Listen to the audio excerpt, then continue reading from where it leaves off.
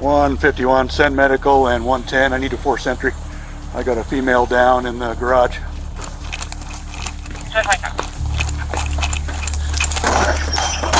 Broomfield Police! Broomfield Police! Oh, shit. Holy shit. It all began with a simple welfare check request by Kristil Krug's husband, a call that would lead to a horrific nightmare. Female has some sort of head wound. She is warm. I'm on CPR. Hello, ma'am. I need you to stay out, please. But as the investigators trace the case further, they discover a sickening secret behind the murder that redefines everything. Just go. Hands on your face! Hands on your face! Hands on your face! Hands on your face!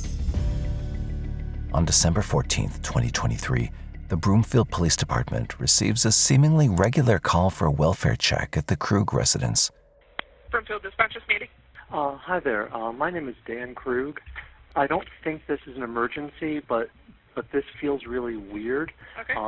My wife isn't responding to text messages or phone calls. Okay. And we've had threats against us. She was supposed to meet with Detective Martinez today, but I can't get a hold of him. Can I get either someone in the house to check in with Martinez, or maybe both, maybe a wellness check at the house? Yeah. Soon after the request comes in, an officer arrives at the Krug residence at 12:28 p.m. to conduct a welfare check. But he isn't prepared for the unimaginable horror that awaits him, something that would haunt everyone involved. Oh, shit. Holy shit.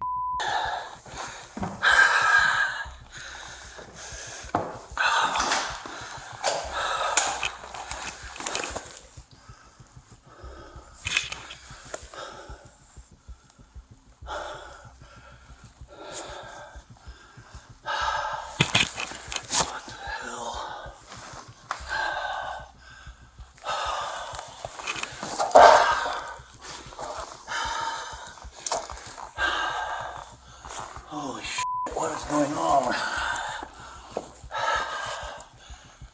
The officer finds 43-year-old Kristil Krug lying on the floor, showing clear signs of head trauma and a stab wound.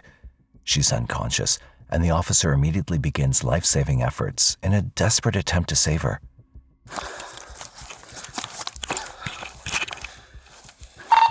$151. Female has some sort of head wound. She is warm. I'm on CPR. Copy, starting CPR 1229.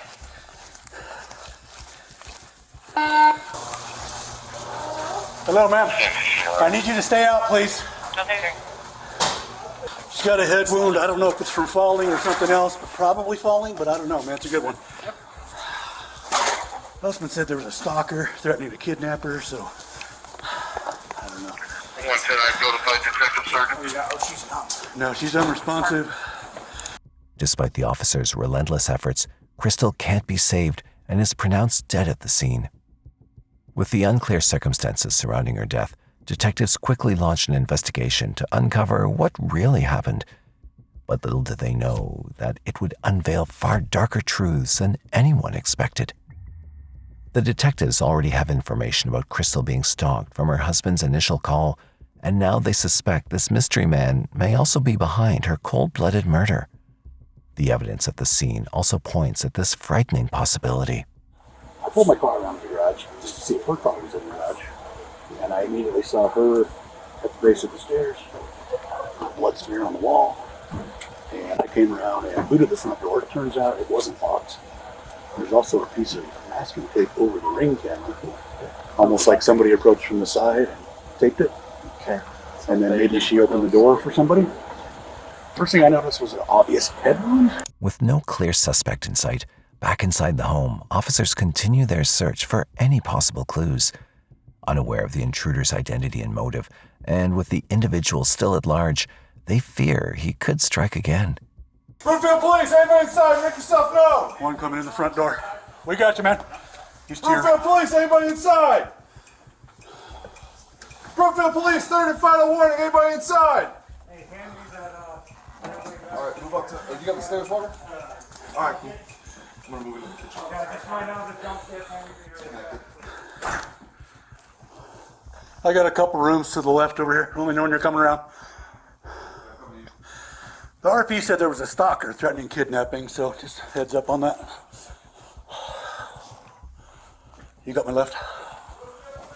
Broomfield Police. Clear here, coming out. I don't know what that other door is. You go one way, I got the other. You guys take the open door. Five doors. Okay. Open door all sides, man. I'm going straight. Another one on the left. While detectives search the house, Kristil's family is informed of the tragic news. When her husband Daniel arrives at the scene, his reaction is truly heartbreaking.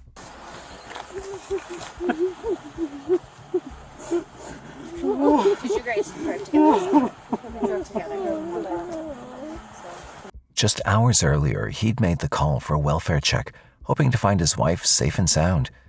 Now he faces the devastating reality of her death, and he can't help but blame himself for what happened.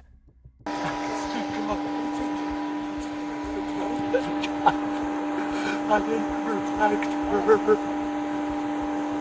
I was the person to protect her.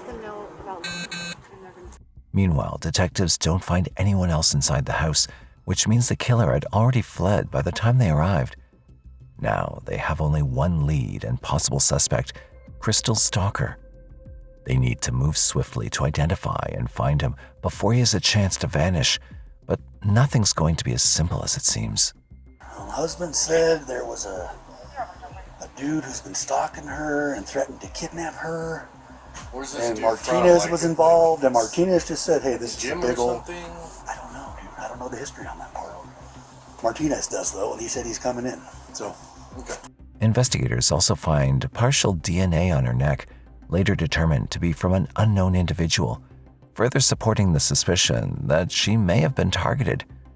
They also discover CCTV cameras around the house, raising the possibility that the killer may have been caught on video. Without the means to analyze the footage on site, investigators send it for forensic review, and for now, they focus on their most promising lead. To follow up, investigators review the existing evidence and revisit all prior reports Kristil had made about her stalker, and very soon they found the name of her possible killer. Hi there. I need to report threatening emails and phone calls from a stalking ex, and just didn't know. Yeah, what's his name? His name is Jack Anthony Holland. He goes by Anthony Holland. This is your ex? Yes, Okay. Then he's threatening violence against you and your family, correct? correct. And then what is the frequency of these messages? Is it like every couple minutes, every couple hours, once a day? That's fair. Infrequent, but it's these periodic things. Right. Prior to that, it's like every few years he does something if he pops up. finds me. I've never Okay. given him my email address. I've never given him my phone number. He's clearly looked me up. Right, okay. She sounded terrified by what she was experiencing, prompting officers to call her into the station for a detailed interview. The details she'd reveal only deepen the mystery.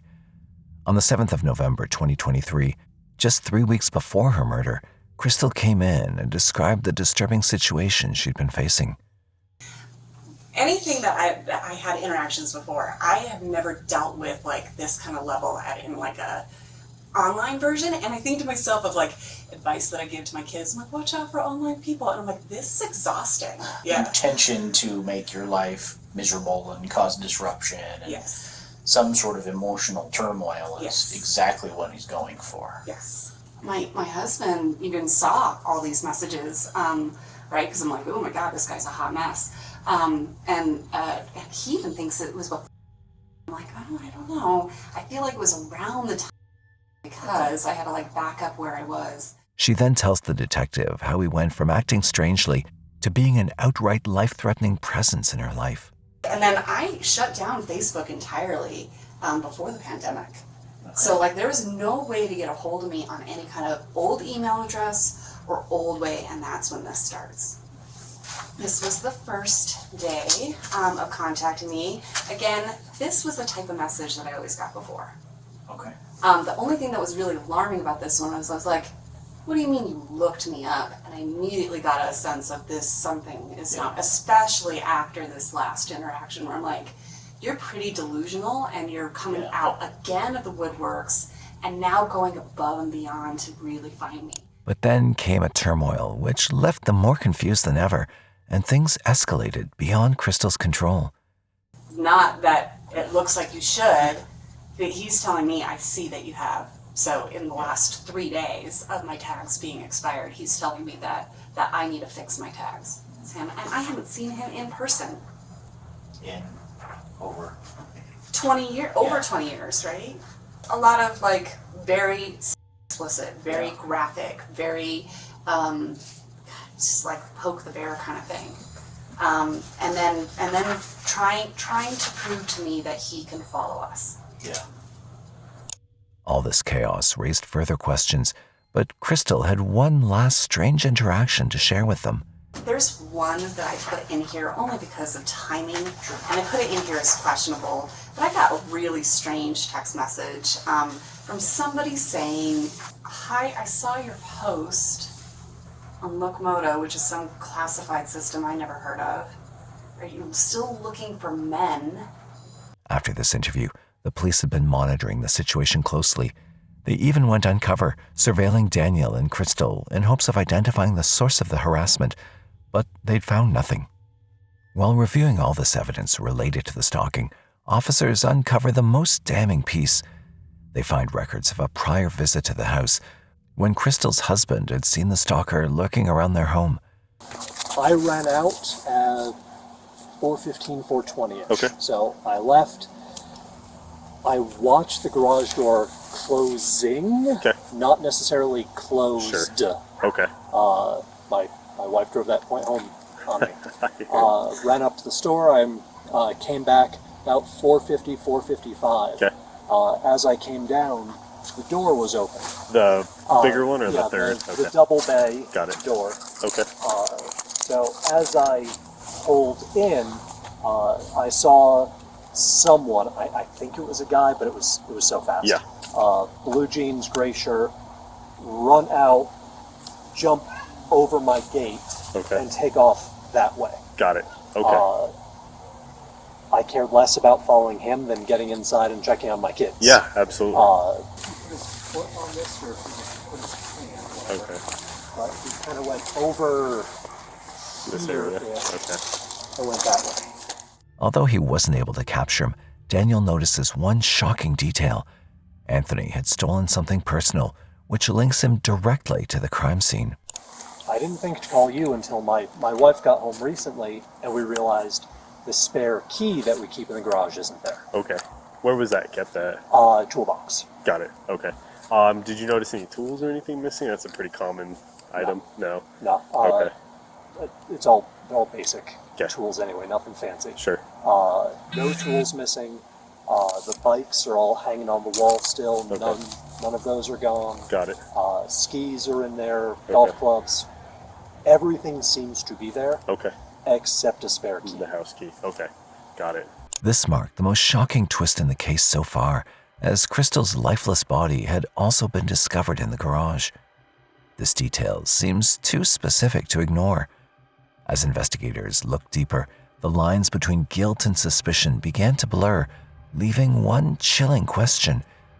Is whatever they're seeing actually the truth, or is something even more sinister unfolding beneath the surface?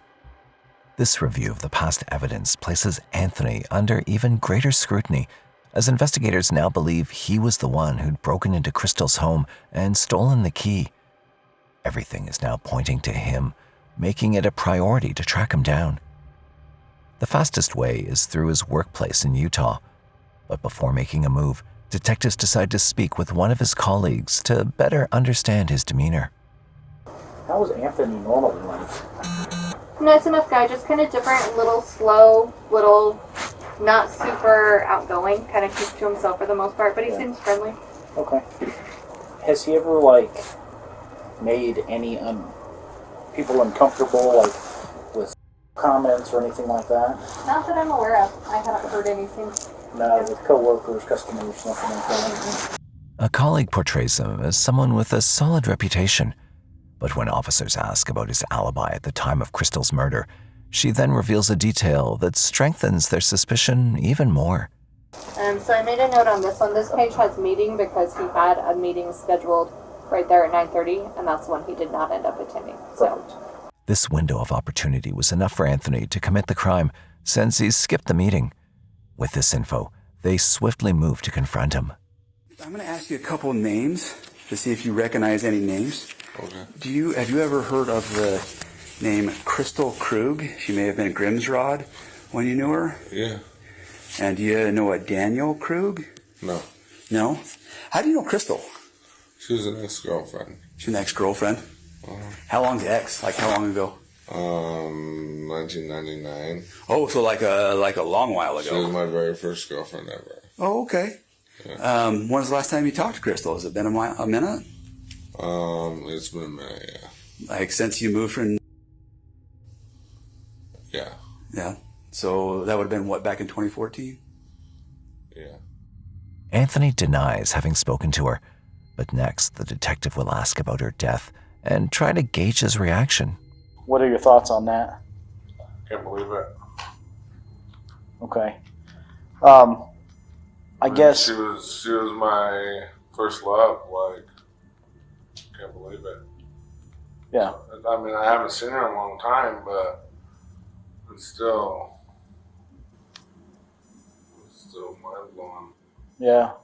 Despite not seeming to know anything, Anthony remains a suspect. But later, Anthony's colleague admits she made a mistake.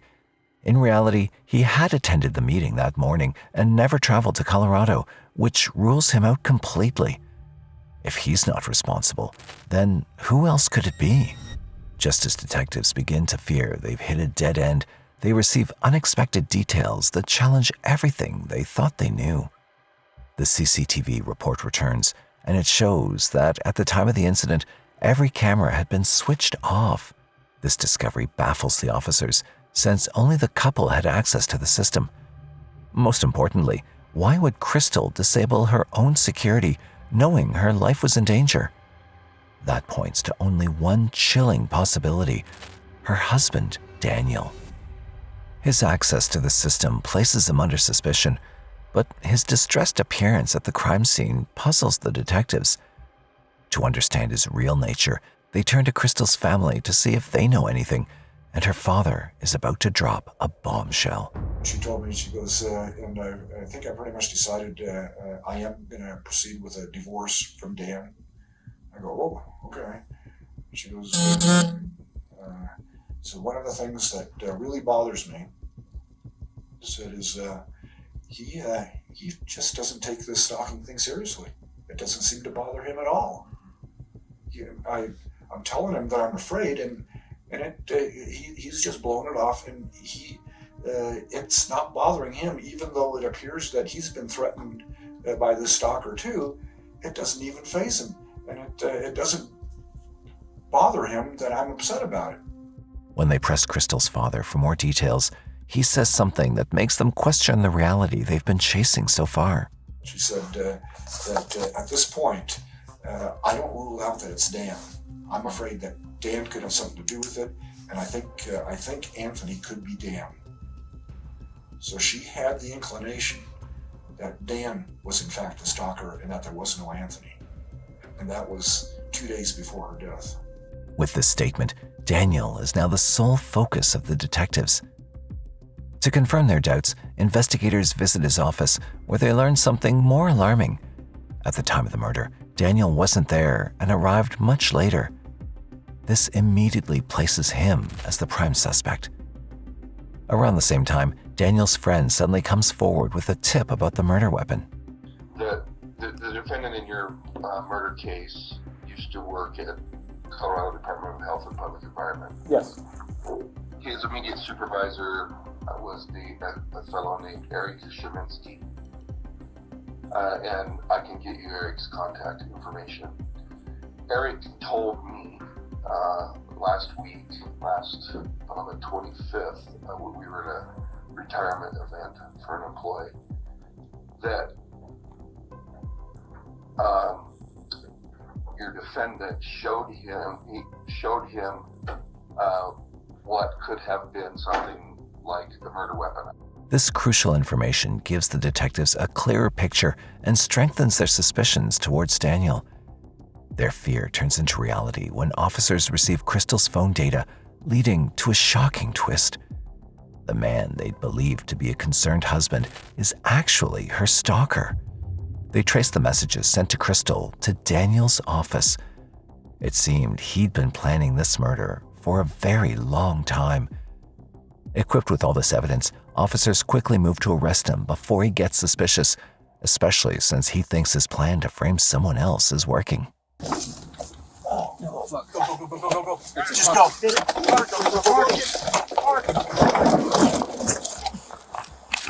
Hands on your face! Hands on your face! Hands on your face! Hands on your face! Hands on your face!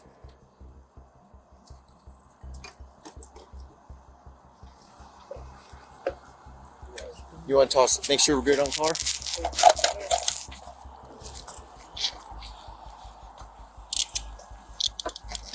You caught this? Yep. After being arrested, Daniel's taken into custody, where he's about to be interrogated and will reveal a much darker picture of him than anyone could have imagined. From the start of the interview, Daniel tries to stay one step ahead and paint himself in a favorable light.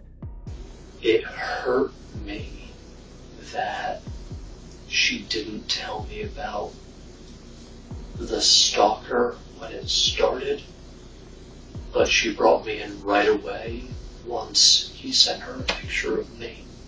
And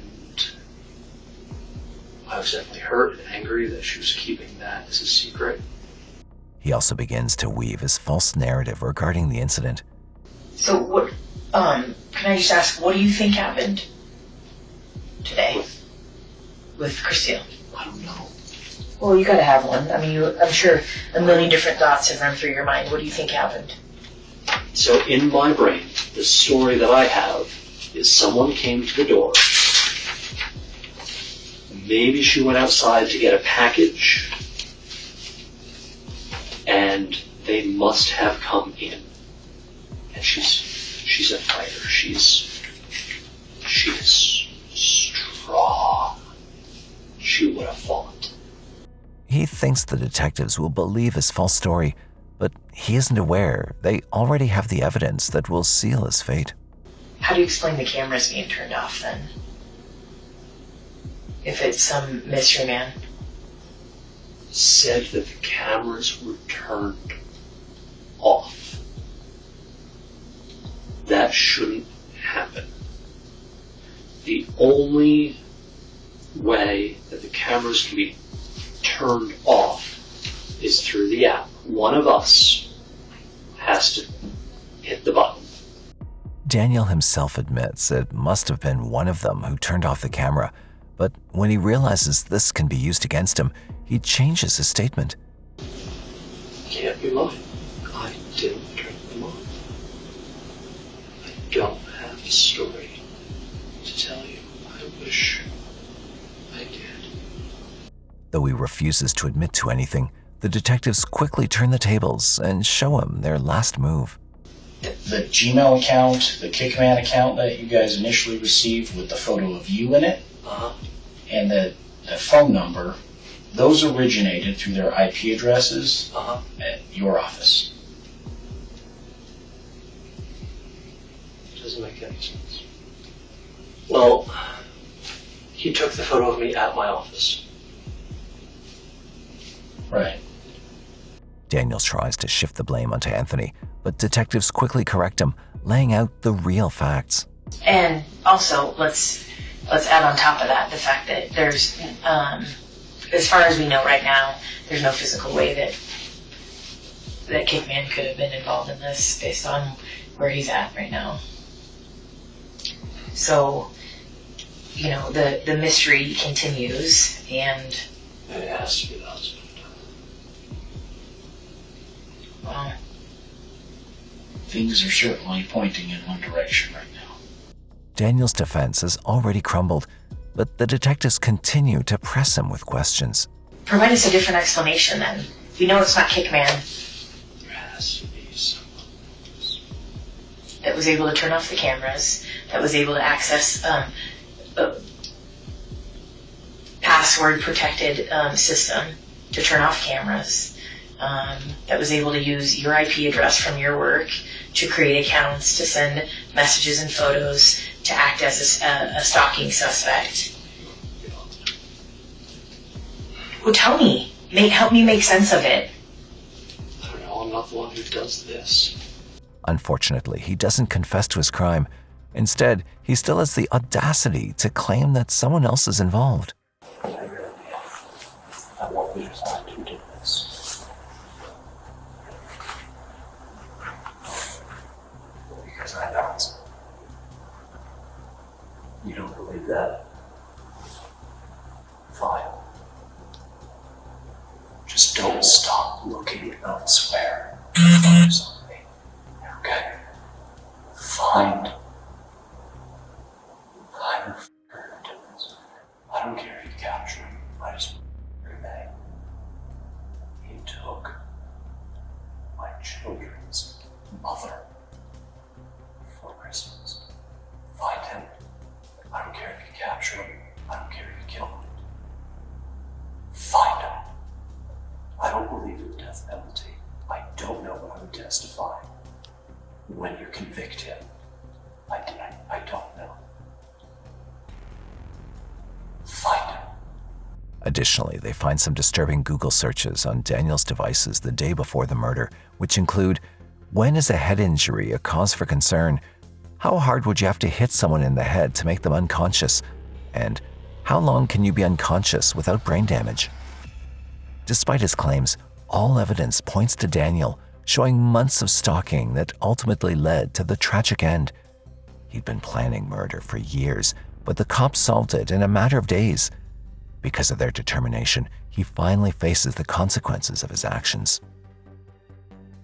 In April 2025, Daniel Krug stands trial and is found guilty of first-degree murder, stalking, and impersonation. He receives life without parole, plus an additional 9.5 years. But the DNA found on her neck still remains a mystery to date, as it did not match anyone involved in the investigation.